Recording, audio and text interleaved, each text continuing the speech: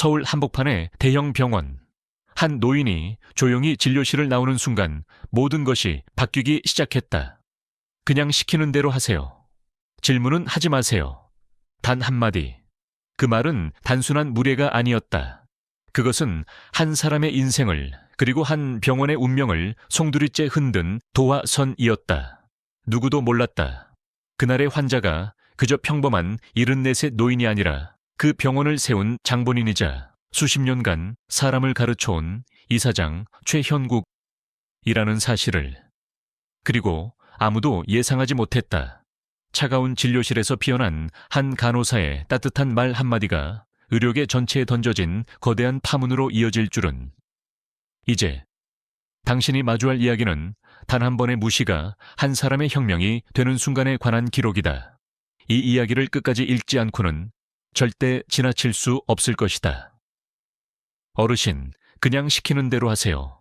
질문은 하지 마세요. 어차피 이해 못 하시잖아요. 서울 한복판 대형 대학병원. 진료실에서 이런 말을 들은 사람은 올해 74세 최형욱 씨였다. 이 평생을 학생들과 책 속에서 살아온 퇴직 교사는 그날 병원에서 처음으로 누군가의 눈길이 아닌 시선을 피한 채 말끝을 흐렸다. 사건은 평범한 하루로 시작되었다. 비가 올 듯한 흐린 날씨 속 서울 강북의 한 대학병원 정문 앞에 최형욱 씨가 천천히 걸음을 멈췄다. 정기 검진을 위해 예약해둔 날이었다. 그는 몇 번이나 병원 출입을 경험했지만 여전히 병원은 그에게 낯선 전쟁터 같았다. 눈부신 유리 외벽에 고층 건물, 바삐 지나가는 사람들, 로비를 가득 채운 기계음 속에서 그는 존재감 없는 그림자처럼 느껴졌다. 깃이 다른 회색 점퍼에 헐렁한 바지를 걸친 그는 로비로 들어서며 깊게 숨을 들이켰다. 접수를 마치고 대기 의자에 앉아 주위를 둘러보던 그는 문득 이 병원의 세련된 조명과 대리석 바닥이 자신과는 너무도 다른 세계처럼 느껴졌다. 잠시 후 안내방송을 통해 그의 이름이 호명되었다. 그는 조심스럽게 진료실 문을 열었다. 그곳에는 30을 갓넘긴 듯한 젊은 의사 윤재혁이 모니터 앞에 앉아 있었다. 인사를 건넨 최 씨의 목소리는 작지만 정중했다. 안녕하세요, 선생님. 그러나 돌아오는 대답은 차가웠다. 네, 앉으세요. 윤재혁은 눈길 한 번 주지 않은 채 키보드를 두드렸다. 몇 초의 침묵 후 그는 마침내 모니터에서 시선을 떼고 건조하게 말했다. 혈압과 혈당 수치가 높습니다. 약 처방 드릴게요. 최형욱 씨는 조심스럽게 손을 모은 채 물었다. 지난번에도 비슷한 약 드시고 어지러움이 심했는데요. 이번 약은 어떤가요? 그의 말에 윤재혁은 얼굴을 찡그리며 귀찮다는 듯 고개를 돌렸다. 그냥 드세요. 괜히 버티지 마시고요. 그 말투에는 단호함을 넘어선 무시가 섞여 있었다. 평생을 후학을 가르치며 살아온 최형욱 씨에게 이런 무례는 처음이었다. 그러나 그는 감정을 드러내기보단 다시 한번 정중히 물었다. 혹시 다른 대안은 없을까요? 윤재혁은 짧게 한숨을 내쉬었다. 마치 어린아이를 상대하듯 말했다. 어차피 설명해도 이해 못하실 텐데요. 시간도 없고 그냥 처방대로 하세요. 그 말은 칼날처럼 날카로웠다. 그는 자신이 단지 나이가 많다는 이유로 이해력이 부족한 환자로 취급받고 있음을 느꼈다. 그 순간 뭔가 가슴 깊은 곳에서 무너져 내렸다. 그는 그저 고개를 끄덕였다. 예, 알겠습니다. 진료는 형식적으로 끝났고 그는 조용히 처방전을 받아들었다. 병원 복도를 걸어 나오는 그의 눈빛에는 씁쓸함이 가득했다. 한때 학생들의 존경을 받던 교사였지만 지금은 그 누구의 관심도 받지 못하는 노인일 뿐이었다. 그는 잠시 복도 한쪽에 멈춰 섰다. 손에 쥔 처방전을 내려다보며 고민에 빠졌다. 약국으로 향할지 아니면 그냥 돌아갈지. 몸을 위해 약을 먹어야 한다는 생각은 있었지만 그보다 더 큰 상처는 마음속 깊은 곳에 남아 있었다. 바로 그때 그의 곁에 다가온 한 목소리가 있었다. 어르신, 도와드릴까요? 고개를 든 최형욱 씨 앞에 선인은 밝고 따뜻한 인상을 가진 간호사 서다혜였다. 그녀는 조심스레 그를 바라보며 말했다. 진료실에서 약에 대해 걱정하신 것 같아 말씀드리려 왔어요. 혹시 이해 안 되는 부분이 있으시면 같이 설명드릴게요. 그녀의 태도에는 한치의 위선도 없었다. 그 말 한마디에 최형욱 씨는 마음 한켠이 풀리는 것을 느꼈다. 그는 조심스럽게 속내를 털어놓았다. 지난번 약 먹고 하루 종일 어지러워서요. 이번 것도 비슷할까봐 겁이 나네요. 서다의 간호사는 그의 처방전을 유심히 살펴본 후 천천히 그리고 정성스럽게 설명을 이어갔다. 약의 성분, 복용 시간, 부작용 가능성과 대처 방법까지. 그 설명은 의사 윤재혁에게선 들을 수 없던 것이었다. 말보다 마음이 먼저 전해지는 설명이었다. 순간 최형욱 씨는 잊고 있던 기억을 떠올렸다. 교단에서 한 아이가 조심스럽게 손을 들고 질문하던 날, 그는 그 아이의 눈높이에 맞춰 끝까지 설명을 해주었었다. 이제는 누군가가 그를 그렇게 대해주고 있었다. 진료실에서의 차가움은 서다의 간호사의 따뜻한 말 한마디에 조금씩 녹아내렸다. 최형욱 씨는 조용히 미소를 지었다. 그리고 그는 다시 걸음을 옮겼다. 이번에는 약국을 향해 그리고 세상과 다시 한번 마주할 용기를 가지고 최현국 이사장의 이름이 회의실을 가득 채운 그 순간 공기조차 얼어붙은 듯한 긴장감이 흘렀다. 평소 조용하고 무심한 인상으로 알려졌던 그가 아무 예고 없이 임원 전체 소집을 요구했다는 사실 하나만으로도 병원 내부는 뒤집어질 만큼의 파장을 예고하고 있었다. 이사장님께서 직접 지시하셨습니다. 오늘 중으로 관련 의료진의 태도에 대한 공식 보고서를 제출하고 병원 윤리위원회 회의 일정을 잡아야 합니다. 법무팀장의 말에 임원들의 표정은 하나같이 어두워졌다. 특히 간호부장 강선영은 입술을 꾹 다물고 있었다.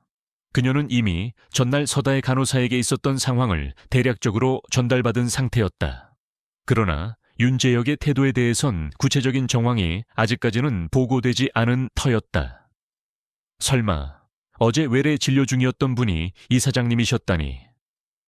진료부장 최영민은 놀라움과 혼란을 감추지 못한 채 중얼거렸다. 한편 회의실 구석에 앉은 윤재혁은 자신에게 쏟아지는 시선을 외면한 채 손끝으로 책상 모서리를 끊임없이 만지작거리고 있었다. 그의 얼굴은 점점 창백해졌고 입에는 식은땀이 맺혀 있었다. 정우진 원장은 무겁게 입을 열었다. 윤 과장, 지금이라도 어제 상황에 대해 솔직하게 말하는 게 좋을 것 같소. 지금 우리가 다루는 건 단순한 민원이 아니라 병원의 존립 문제일 수도 있으니까. 윤재혁은 마지못해 고개를 끄덕였다. 그는 어제 있었던 상황을 대충 설명하며 단지 시간에 쫓긴 상황에서 불가피하게 짧은 대화를 했을 뿐이라고 항변했다. 전 진심으로 무례하려던 게 아닙니다. 바쁘기도 했고 솔직히 나이가 많으신 환자분들은 설명을 들어도 잘 못 알아들으시니까 그냥 최소한의 절차대로 한 거예요. 그 순간 간호부장 강선영이 자리에서 일어나 단호히 말했다. 그게 바로 문제입니다. 설명할 생각도 공감할 자세도 없이 그냥 하라는 식으로 응대하는 태도는 우리 병원이 추구하는 환자 중심의 진료 철학과 정면으로 배치됩니다. 그 환자분이 누구든 간에 말입니다. 그 말에 윤재혁은 더 이상 반박하지 못하고 고개를 숙였다. 바로 그때 회의실 문이 다시 열렸다. 이번엔 병원 내 방송국 촬영팀이 동행한 상태였다. 전구진 원장이 당황한 표정으로 묻자 법무팀장은 조용히 한 통의 메일을 보여주었다. 그것은 최형욱 이사장 명의로 병원 전체 구성원에게 보내진 내부 공개 서한이었다.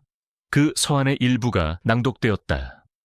나는 어제 환자의 입장에서 우리 병원을 방문했습니다. 내 이름이 아닌 최형욱 환자로 평범한 74세 노인으로서요. 그 하루 동안 내가 경험한 것은 환자의 눈으로 본 병원의 민낯이었습니다.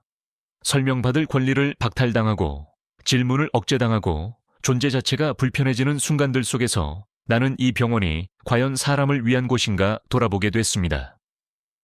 방송국 카메라가 돌아가는 가운데 서한의 마지막 문장이 회의실을 뒤흔들었다. 병원은 병만 고치는 곳이 아니라 마음도 함께 치유하는 공간이어야 합니다. 나는 오늘 이사장직을 유지하되 내부 혁신위원회를 직접 구성해 병원의 환자 응대 시스템을 전면 재정비할 것을 선언합니다. 그리고 어제 내가 만난 한 간호사, 서다혜 씨 같은 사람이 이 병원의 진짜 얼굴이라는 걸 잊지 마십시오. 윤재혁은 의자에 깊이 파묻힌 채 아무 말도 하지 못했다. 회의실에 모인 모든 사람은 그 서한의 무게를 절감하고 있었다. 이제 병원은 더 이상 이전처럼 돌아갈 수 없었다. 그리고 그날 오후 병원 게시판 한쪽에 새로운 공지가 올라왔다. 내부 공지, 병원 혁신위원회 발족 및 전 직원 대상 환자 존중 재교육 실시 예정. 해당 건 관련 윤리위원회는 금주 내로 소집되며 관계자는 소명 절차에 따라 처리 예정입니다. 최형욱 씨는 그날 이후 다시 병원을 찾지 않았다. 하지만 그의 조용한 분노와 따뜻한 시선은 병원 전체에 진한 울림을 남겼다. 그리고 복도 어귀에서 작은 책자 하나를 들여다보며 미소 짓는 서다혜 간호사의 모습은 여전히 그 병원의 가장 밝은 얼굴로 남아있었다. 윤재형은 창밖에 벚꽃잎이 허공에서 천천히 떨어지는 모습을 바라보며 문득 자신이 그토록 무시해왔던 시간이라는 존재에 대해 처음으로 생각했다. 환자들이 진료실에서 보내는 그 짧은 몇 분, 그들에게는 인생의 방향을 바꿀 만큼 중요한 순간이지만 자신은 그것을 늘 쫓기는 시간으로만 여겼다. 그분이 이사장님이었다면, 아니, 그게 아니더라도 내가 한 사람의 삶 앞에서 조금만 더 따뜻했더라면. 윤재형은 지난 몇 년간 자신이 놓쳐온 모든 얼굴들이 하나둘 떠올랐다. 눈빛이 흔들렸던 노인, 조심스레 질문을 꺼냈던 중년 여성, 진단서 내용을 여러 번 되물었던 젊은 부부. 그때마다 그는 왜 이렇게 이해를 못하지? 라는 생각부터 했었다. 설명할 여유조차 없이 그냥 하라고 말한 자신. 지금 생각하면 그건 지식의 태만이 아니라 마음의 방기였다. 잠시 후 그의 자리엔 인사팀 직원이 찾아왔다. 조용히 사직서 양식을 건네주며 말했다. 이사장님께서 별도로 징계를 요구하지 않으신 게 그나마 다행입니다. 병원 이름은 지켜야 한다며 공식적인 외부 공개는 하지 않겠다고 하셨거든요. 그 말에 윤재영은 더욱 숨이 막혔다. 자신은 사람 한 명을 무시했지만 그 사람은 병원 전체를 품고 있었다. 그리고 그 품 안에서조차 끝내 병원의 얼굴을 지켜주고 있었다. 그날 저녁 윤재형은 병원 근처의 작은 공원에 들렀다. 어쩌면 마지막으로 이곳을 바라보는 걸지도 몰랐다. 병원은 언제나 자신의 자랑이었고 미래였으며 자부심이었다. 그러나 지금 그 병원은 자신으로 인해 가장 깊은 상처를 입었다. 벤치에 앉은 그는 조용히 핸드폰을 꺼내 검색창에 최형욱 이사장이라는 이름을 입력했다. 수많은 기사와 칼럼, 인터뷰들이 쏟아져 나왔다. 교육자로서의 삶, 재단 설립 과정, 수많은 기부와 사회공헌, 그리고 그 뒤에 감춰진 검소하고 겸손한 삶. 그중 하나의 기사 제목이 그의 눈에 들어왔다. 묻지 말고 설명하라. 말하지 말고 경청하라. 최형욱 이사장의 환자 철학. 그는 그 문장을 천천히 되뇌었다. 묻지 말고 설명하라. 말하지 말고 경청하라. 무릎 위에서 손을 모은 채 그는 오랜만에 진심 어린 반성을 했다. 비단 병원에서의 직책이나 명예가 아니라 인간 윤재혁으로서의 부족함을 처음으로 마주한 순간이었다. 며칠 뒤 병원 내 복지관 한편 게시판에는 익명의 글이 하나 게시되었다. 간단한 필체로 쓰인 그 글은 다음과 같았다. 사람은 누구나 환자가 됩니다. 그리고 환자는 언제나 누군가의 가족입니다. 의사는 치료하는 사람이기 전에 기억하고 공감하는 사람이 되어야 합니다. 전직 젊은 의사로부터. 그 글은 병원 구성원들 사이에서 잔잔한 파장을 일으켰다. 그리고 동시에 또 하나의 작은 변화가 시작되었다. 간호사 서다혜는 환자들과의 커뮤니케이션 교육 세션을 직접 진행하게 되었고, 전구진 원장은 매주 1회 이사장 방문 사례 공유 세미나를 만들었다. 그리고 최형국 이사장은 아무 말 없이 다시 한번 병원을 찾았다. 이번엔 본인의 이름으로. 그러나 여전히 검소한 점퍼 차림이었다. 그는 약속도 없이 로비에 조용히 앉아 있었다. 그 모습을 본 서다의 간호사는 미소 지으며 다가와 인사했다. 이사장님, 다시 와주셔서 감사합니다. 그는 고개를 끄덕이며 말했다. 환자의 입장에서 시작한 일이었지만 나도 배우고 돌아갑니다. 그날 이후 병원은 달라졌다. 무언가 거창하게 변한 건 아니었다. 다만 진료실마다 질문은 환자의 권리입니다. 라는 문구가 붙었고 접수 창구에는 설명은 충분히, 눈은 따뜻하게 라는 작은 메모가 붙어 있었다. 그리고 그 병원은 다시 사람을 위한 공간으로 되돌아가고 있었다. 조금씩, 그러나 분명하게 최현국 이사장은 천천히 두 손을 모으며 말을 이었다. 그곳에는 최신 장비와 최고의 의료진도 중요하지만 그보다 더 중요한 건 사람입니다. 환자의 말을 경청할 수 있는 마음, 질문에 따뜻하게 답할 수 있는 여유, 그리고 무엇보다 환자를 한 사람의 인격체로 존중할 수 있는 자세 말입니다.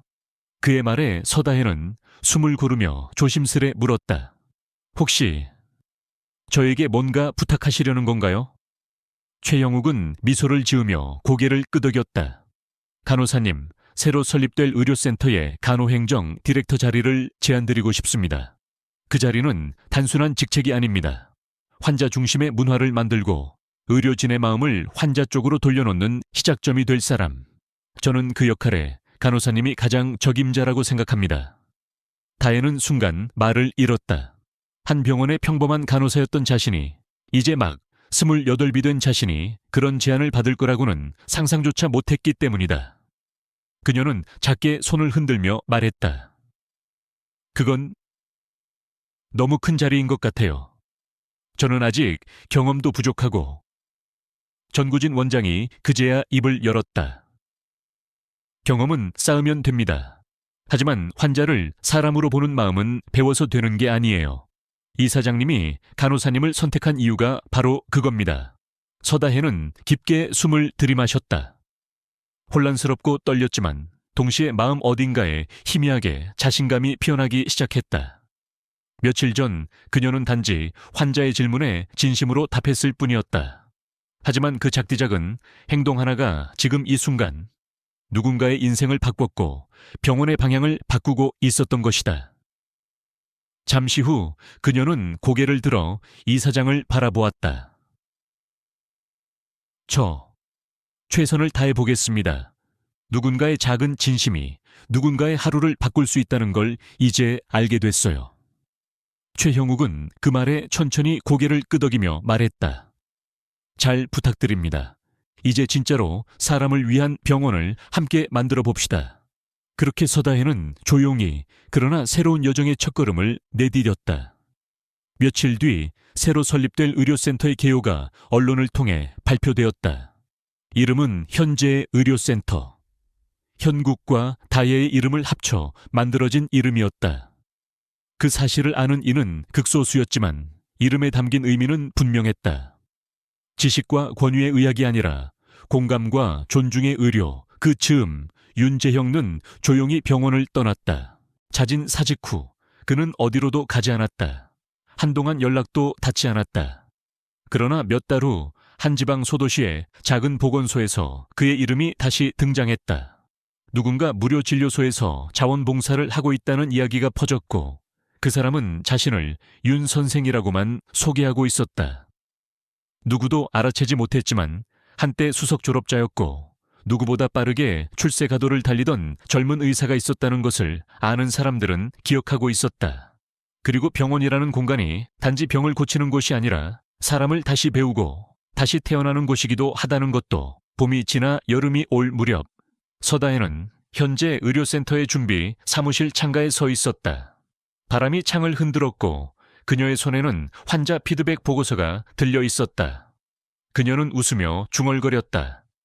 이번에는 내가 설명해줄 차례야. 작고 조용한 다짐이 새로운 의료의 시작이 되었다. 그리고 그 중심엔 단 한 명의 간호사가 있었다. 세상을 바꾸는 건 거창한 기술이 아니라 아주 작은 공감에서 비롯된다는 걸 몸소 증명해 보이며 로비 중앙에 위치한 환자 응대 부스에서는 하루에도 수십 명의 노인 환자들이 자신의 불안을 털어놓고 있었다. 그중 일부는 혼자였고 일부는 자녀들과 함께 왔지만 공통된 특징은 이해받고 싶다는 마음이었다. 그리고 그 자리에 늘 함께 있는 한 사람이 있었다. 바로 서다의 간호사였다. 그녀는 이제 환자 교육부 책임자라는 명함을 지니고 있었지만 여전히 로비에서 직접 환자들의 이야기를 들으며 그들의 시선에 맞춰 무릎을 굽히고 낯선 의학 용어를 풀어 설명해주곤 했다. 괜찮으세요, 어르신? 약 드시기 전엔 꼭 식사하셔야 해요. 그리고 약 드신 뒤 어지러움이 느껴지면 꼭 저희 쪽으로 연락주세요. 그녀의 말투는 변함없이 따뜻했고 환자들은 그녀에게서 단순한 간호사가 아닌 사람 냄새 나는 전문가의 신뢰를 느꼈다. 다혜는 매일 출근할 때마다 마음속으로 다짐했다. 지금 내 앞에 있는 이 사람은 단 한 번뿐인 하루를 살고 있는 중이다. 그 하루를 내가 무심하게 대하지 않겠다. 센터의 내부 시스템도 철저히 환자 중심으로 재구성됐다. 의사, 간호사, 환자 사이의 일방적 전달이 아니라 상호적인 대화 구조를 중심으로 진료 시간이 조정되었다. 환자들은 단순히 처방만 받는 존재가 아니라 치료 과정의 주체로 대우받았다. 한편 윤재혁은 남쪽의 작은 바닷가 도시로 내려가 지역 보건소에 재취업했다. 낡은 진료실, 오래된 청진기, 최신 장비는 없었지만 그곳엔 마음을 다해 기다려주는 환자들이 있었다. 그는 이제 환자 한 사람 한 사람에게 시간을 쏟았다. 아버님, 이 약은 위장에 부담이 될 수 있으니까 식사 후에 꼭 드세요. 만약 통증이 계속되면 바로 다시 오세요. 제가 하루라도 빨리 확인해 드릴게요. 그 말 한마디에 할아버지는 눈시울을 붉혔다. 선생님 같은 의사를 이 나이에 만나게 될 줄이야. 고맙소. 그는 그 말을 들으며 조용히 웃었다. 예전이라면 진료 시간이 길어졌다며 짜증냈을 순간이었다. 그렇게 시간이 흘러 현재 의료센터가 문을 연 지 6개월이 되는 날, 한 통의 우편물이 센터에 도착했다. 보낸 사람은 윤재혁. 짧은 편지 한 장과 함께 소박한 꽃다발이 동봉되어 있었다. 다혜 간호사님께. 그날 당신의 따뜻한 말 한마디가 한 사람의 인생을 바꿨습니다. 지금은 작고 조용한 마을에서 진짜 의사가 되어가는 중입니다. 진심으로 감사드립니다. 지방 어느 바닷가 진료소에서 윤재혁 드림 다혜는 그 편지를 가슴에 안은 채 한참을 서 있었다. 자신이 흘려보낸 진심이 누군가의 어두운 밤을 지나 먼 길을 돌아 다시 따뜻한 햇살이 되어 돌아온 순간이었다. 그리고 그날 그녀는 조용히 팀원들을 불러 모았다. 우리 의료센터 6개월이 됐어요. 축하도 중요하지만 오늘 하루는 처음처럼 환자를 대하는 날로 정했으면 해요. 우리가 왜 여기에 있는지 그 마음만큼은 잊지 말자고요. 그 말에 팀원들은 고개를 끄덕였다. 진심은 언젠가 반드시 돌아온다. 그건 간호사 서다혜가, 그리고 이제는 지방에서 환자의 이름을 부르는 윤재혁이 가장 잘 알고 있는 사실이었다. 그리고 그들이 함께 만들어낸 이 현재 의료센터는 그 어떤 화려한 병원보다도 사람의 숨결이 가장 먼저 느껴지는 공간으로 자리 잡아가고 있었다. 지금 이 순간에도 누군가는 그곳에서 가장 따뜻한 설명을 듣고 있다. 어르신, 괜찮으세요? 저희는 끝까지 함께 할 거예요. 걱정 마세요. 그날의 교육 현장은 단순한 강의실이 아니었다. 서다의 간호사의 프로그램은 마치 하나의 따뜻한 공동체 같았다. 환자들은 다혜의 말을 집중해서 들었고 고개를 끄덕이며 질문을 이어갔다.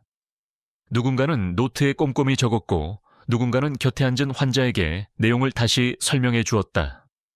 여기서 말하는 저염식 식단은 단순히 짜지 않게 먹는 게 아닙니다. 소금 대신 다양한 향신료와 자연 재료로 맛을 살리는 방법을 배우는 겁니다. 그래야 지속할 수 있어요. 그녀의 설명에는 삶에 대한 애정이 배어 있었다. 병을 이겨내기 위한 정보 전달을 넘어 환자 각자의 삶의 방식을 존중하는 태도가 녹아 있었다. 윤재형은 한쪽에서 조용히 그 모습을 바라보았다. 자신의 의대 시절 강의나 전공의 시절의 교수님들이 했던 말들과는 전혀 다른 차원의 의료였다. 그것은 단지 병의 증상을 없애는 게 아니라 환자의 삶 전체를 회복시키는 작업이었다. 수업이 끝난 후 다혜는 그에게 다가왔다. 생각보다 일찍 오셨네요. 좀 어색하시죠? 윤재형은 멋쩍은 미소를 지으며 고개를 끄덕였다. 조금요. 그런데 정말 감명 깊었습니다. 제가 생각했던 의료라는 개념이 얼마나 좁았는지 알게 됐어요. 다혜는 조용히 말했다. 윤 선생님도 이제는 많이 달라지신 것 같아요. 전 같았으면 이런 자리 자체를 피하셨을 텐데요. 그는 잠시 머뭇거리다 솔직한 속내를 털어놓았다. 사실 매일 후회했어요. 어쩌면 난 평생 그날 진료실에서의 내 말투 하나로 기억될지도 모르겠다고. 하지만 요즘은 그렇게 생각하지 않아요. 기억된다는 건 바뀔 수 있다는 뜻이기도 하니까요. 다혜는 그의 말에 조용히 고개를 끄덕였다. 맞아요. 사람은 실수할 수 있어요. 중요한 건 그 실수를 받아들이고 다시 시작하는 거죠. 그날 오후 윤재형은 최형욱 이사장과 함께 짧은 산책을 했다.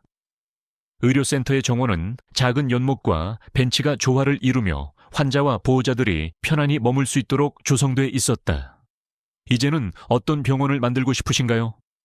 최형욱이 조용히 물었다. 윤재형은 한참을 생각한 끝에 답했다. 기술과 명성보다 이름 없는 환자의 목소리에 먼저 귀를 기울이는 병원. 작은 변화들이 쌓여서 언젠가 누군가의 삶을 바꾸는 그런 병원이요. 최형욱은 그 말에 미소 지으며 말했다. 그 마음이 있는 한 어디서든 좋은 의사가 되실 겁니다.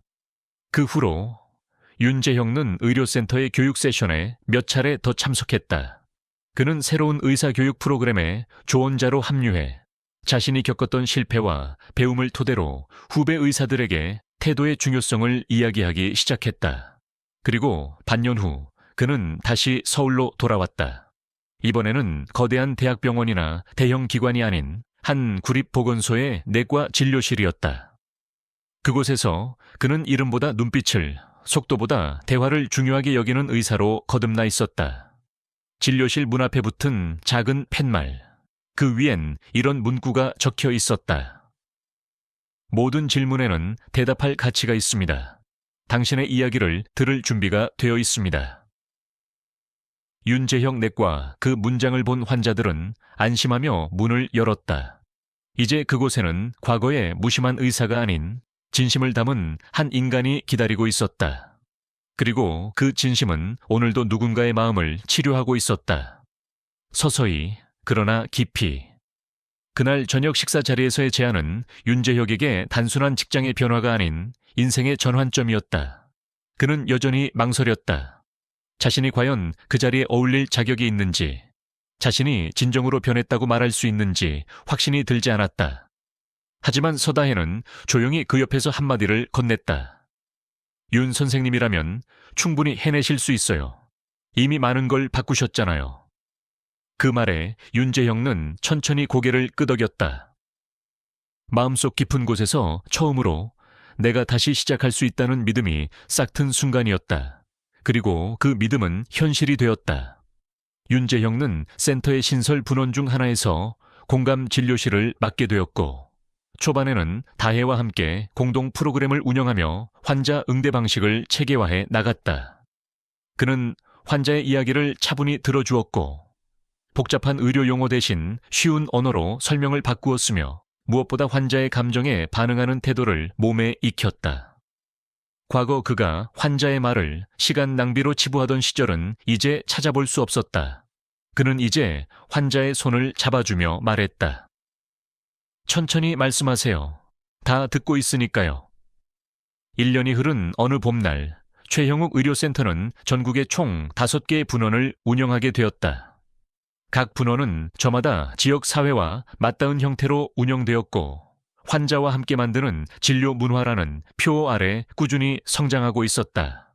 서다혜는 총괄 간호, 행정 책임자로서 전국 간호 인력 교육 시스템을 총정리했으며, 그녀가 직접 설계한 111 환자 맞춤 교육 가이드라인은 보건복지부의 자문을 거쳐 전국 의료기관의 모델로 채택되었다.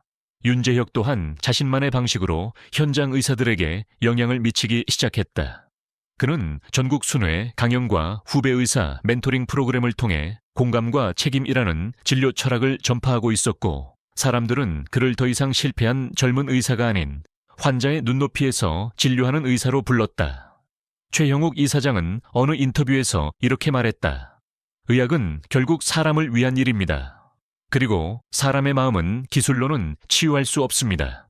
서다의 간호사와 윤재혁 선생님은 제 철학을 가장 아름답게 실현해준 사람들이죠.